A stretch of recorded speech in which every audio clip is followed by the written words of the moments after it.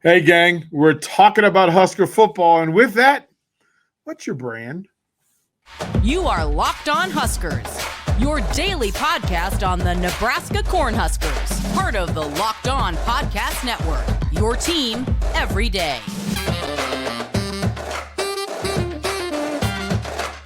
Hey, gang, DP here, Locked On Huskers. Thank you for making Locked On Huskers your first watch and listen each and every single day. Greatly appreciate it. I want to thank the folks from FanDuel Sportsbook, America's number one sportsbook.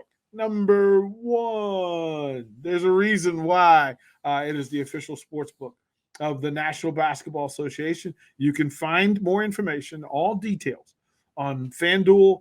Go to fanduel.com/lockedon. More details, more perks along the way. As we're doing this today, I wanted to talk about what all of it's about.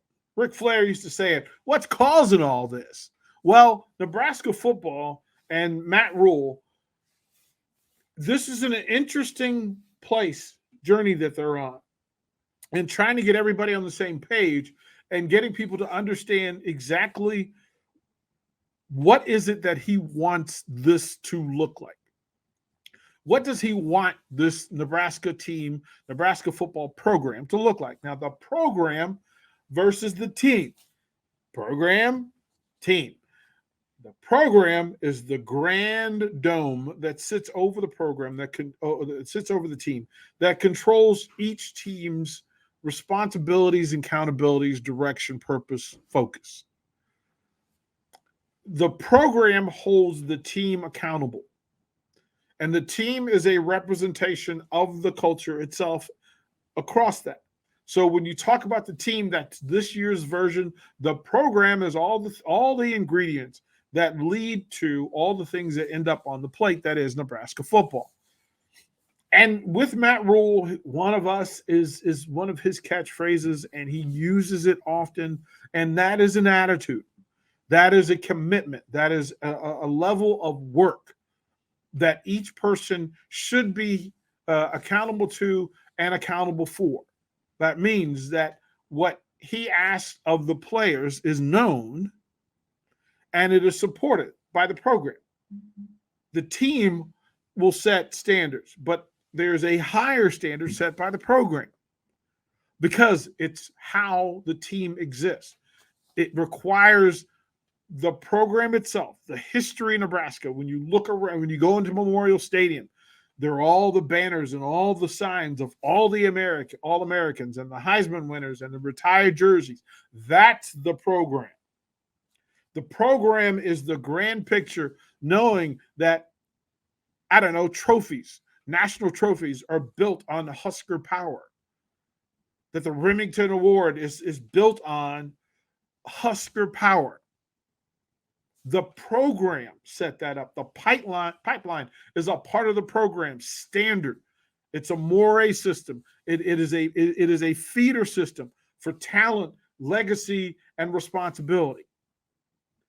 Matt Rhule has to come in and learn what the program is really about. And as outsiders, and I can speak to this, coming into Nebraska, you have an idea about Nebraska football as one of the blue blood programs in the country. The problem is there's been a disconnect between the program and its success and the teams themselves. The teams have to buy into, and they have to be aware of, and they have to be accountable to the program. They have to understand that the fan base is connected to and fully vested in the program. Some of these fans were in the building and in the stadium when Johnny Rodgers won the Heisman. Like, it's been a whole season worth of watching Johnny Rodgers. There were folks that'll be in the building this year that saw Rich Glover in his heyday. There are people that saw Jerry Taggy. There are folks that saw Eric Crouch, and they saw Tommy Frazier, and they saw Steve Taylor, and they saw Mike Rozier, and Adam Carricker, and Ndamukong Suh, and the list goes on. And the program holds on high the highest standard of what a Husker football player is. And through that, it feeds and manifests itself in the team. And when done properly, it holds the team accountable to people they may or may not know who left something, who paid a price for them to exist as they do today. All of the perks of being a Nebraska football player now were earned 40 years ago, 30 years ago, 20 years ago, 10 years ago. Somewhere in the last 10 years, they have disconnected from all the things that make Nebraska football great. There's a disconnect. There's a disconnect even between the fan base and the team. And I've been a part of a thing where I wanted to introduce the team not only to the program, but to the people. Because when you care more when you know more. And so to get them out in the community and to let them be known and to have them hear stories about the great days and the not so great days. Because that's what affects a team. A team can be a byproduct of the program, but the program absolutely must hold the teams responsible. And Matt Rhule has a huge task at hand, which is to honor the program, the greatness of the program. The end that is, he has to learn it and he has to taste it and make it a part of him. But he also has to share it to a group of young people that may or may not be familiar with how great they are supposed to be in this program as a team. And there are things that Matt Rhule has to talk about and things that he's implementing. And there are signs that he is investing by injecting good, positive energy. That's how you change it. It requires good and action. They're necessary and together. And you can talk about what you want for the team, but you better honor the program when you do it. Why? Because you copy success. And quite frankly, because it's the right thing to do. That's just me. We'll throw the break here. When we come back, we will talk about the branding. There are 3 words or 4 words that have been used the most. We'll talk about those 4 words. Yeah, we'll talk about those 4 words. But first, I want to talk to you about Built Bar. And you can find it at your nearest Walmart. Just go to the pharmacy, grab yourself a box of Built Bars. You can pick up a 4-box, cookies and cream, double chocolate, coconut puffs, and more. Or if you're close to a Sam's Club run, grab a 13-box, all sorts of flavors, brownie batter, and churro. You'll thank me later. More Locked on Huskers when we come back.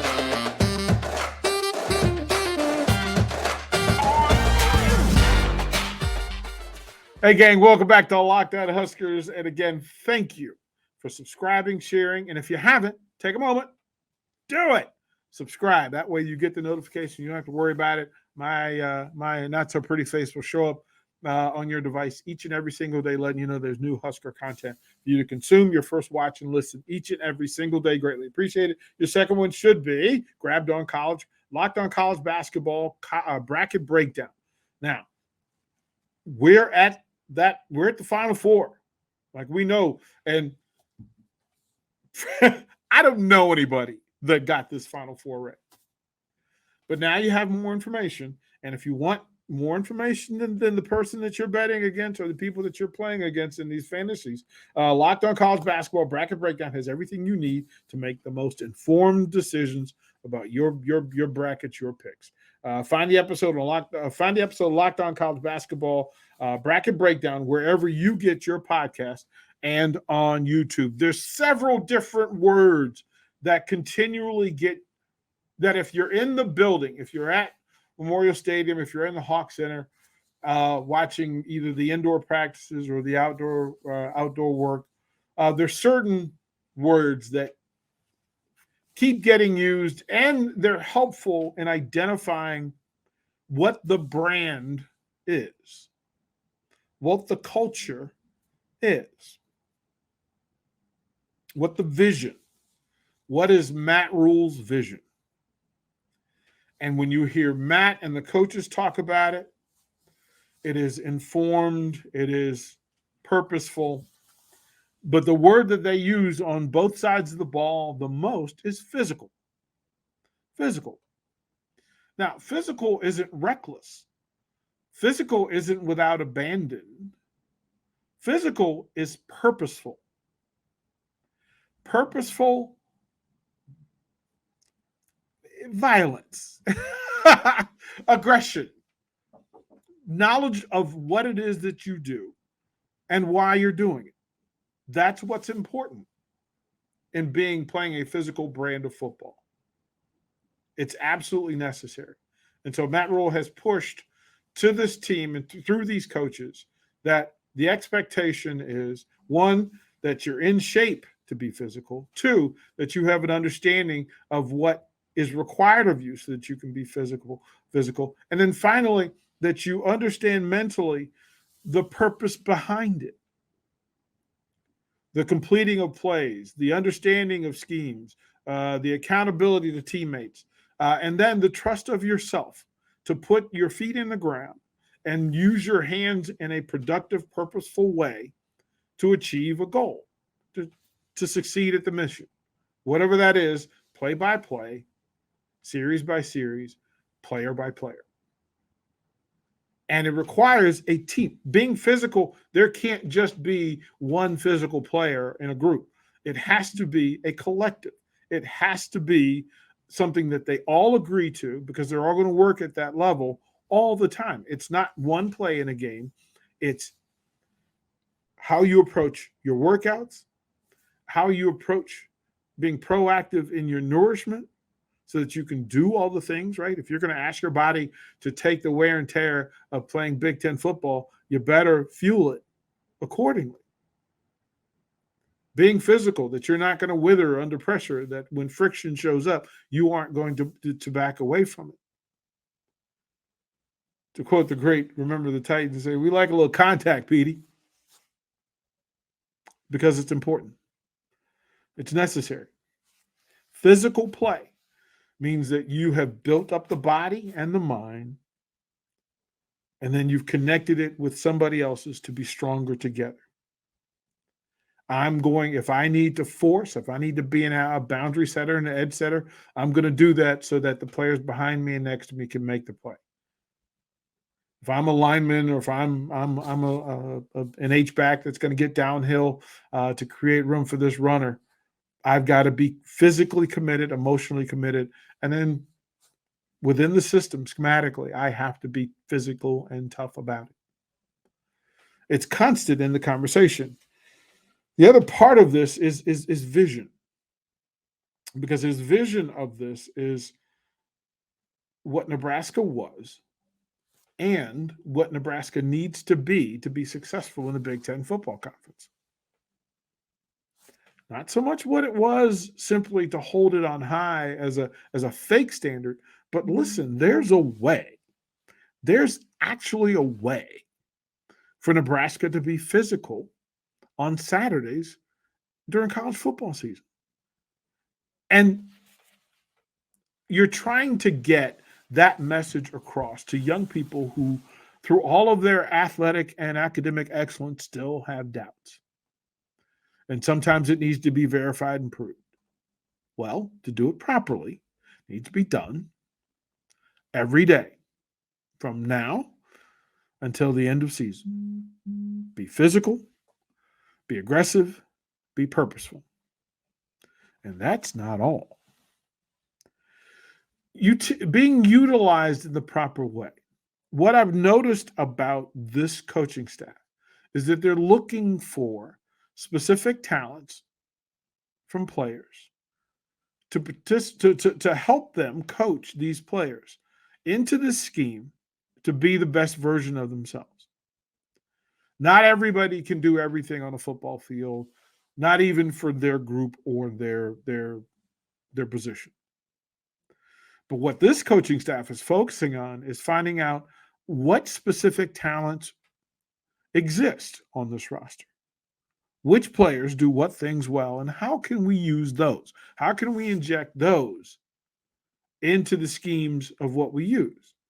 If they find that they've got more blocking tight ends than receiving tight ends, then I would fully expect more blocking tight ends to be utilized as blocking tight ends. If you've got runners who can get downhill and be physical and take the pounding, then I expect those running backs to get the bulk of the carries. But if they find out that these running backs in this room are better in the passing game, getting outside the hash mark and getting one-on-one with second-level defenders, then that's what they're going to be used as. And then finding quarterbacks who could put their foot in the ground, can get extra yardage, can move the chains, even on pass plays if they can, drop back, not see it, make a decision, get positive yards, and then reload. But the other thing is that they're talking about, especially on the offensive side, is that they do not want turnovers. That they want the players that will play are folks who don't make the mistakes of the things that have been taught and coached already. If we've asked you to do this a certain way, and you do that, ultimately, offensively, don't turn the ball over. Defensively, create turnovers. Special teams, positive yards. Seems pretty simple, but it's a big, huge first step. Monstrous, big first step. We'll talk more, close out this edition of Locked On Huskers. I want to say this as well. We'll close out with this. Who's in charge? We'll talk about that when we come back to Locked.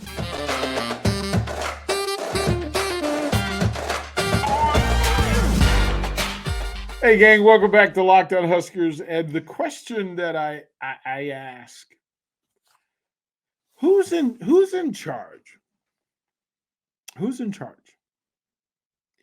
And Matt Rhule has been described lots of ways in different places. So if you talk to the folks at Temple, you talk to the folks at Penn State, you talk to folks at Baylor, you talk to folks at Carolina, and then you talk to folks at Lincoln, Nebraska. There are some things that are spoken differently about Matt Rhule, but there's some things in common. The number of times that he's been called a CEO, a football CEO, I'm intrigued by it. But I also know that he is accountable. He holds people accountable. And that standard and that expectation requires that you are consistent and that you are in firm control, that you're going to lead. But we also know the best teams are player-led. Players will lead this because players can get into spaces that coaches cannot. Yes, this is Matt Rhule's team. And Marcus Satterfield and Tony White have full leadership and full responsibility of their groups. And they've got a wonderful chain of exceptional coaches beneath them and beside them. But this year's team, has a decision to make. Who's going to lead it? Whose standards are they going to follow? Whose steps are going to be first? Somebody has to be out front. And somebody has to be first. Somebody has to say, this is the only thing that's acceptable. Somebody has to say, this is the standard for work being done on the field and off. Somebody in that locker room has to tell folks, this is what we should find ourselves doing away from the field, and this is unacceptable. Spring game is important because it allows people to show their work. And what I would imagine to be true is this. Somewhere in the quarterback room and in the linebacker room, Decisions are being made. Steps are being taken. And eyes are locked on. People are paying attention to those rooms to see who's going to lead, who's going to set the standard, who is going to be the perfect example of what Nebraska football is all about. We'll know more April 23rd. Until then, we'll keep taking our steps with them. As we know, you'll know. That I can promise you.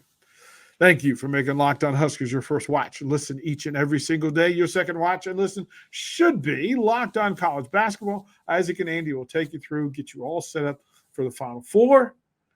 They get you both, whether it's the women's side, the men's side, lots to go through, maybe a little NIT action as well. Locked On College Basketball. You can find it on YouTube or wherever you consume your podcast. Again, thank you for making Locked On Huskers a part of your day, the first part. We'll close with the 3 words we love so much. Go Big Red.